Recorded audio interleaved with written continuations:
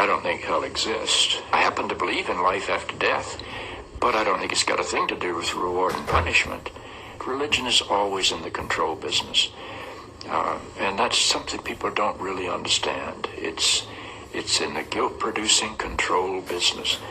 And if you have heaven as a place where you're rewarded for your goodness and hell as a place where you're punished for your evil, then you sort of have control of the population. And so they create this fiery place, which has quite literally scared the hell out of a lot of people throughout Christian history. And it's part of a control tactic. But wait a minute, you're saying that hell, the idea of a place under the earth or somewhere where you're tormented for an eternity, is actually an invention of the church? I think the church fired its furnaces hotter than anybody else. But I think there's a sense in most religious life of reward and punishment in some form. The church doesn't like for people to grow up, because you can't control grown-ups. That's why we talk about being born again.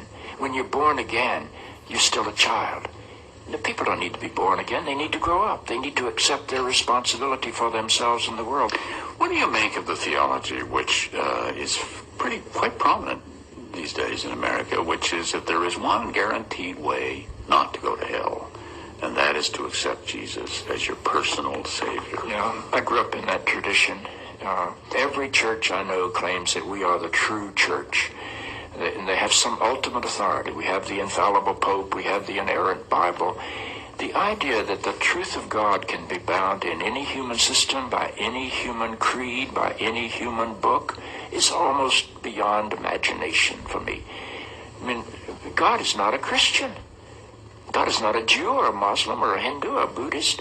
All of those are human systems which human beings have created to try to help us walk into the mystery of God. I honor my tradition. I walk through my tradition. But I don't believe my tradition defines God. I think it only points me to God.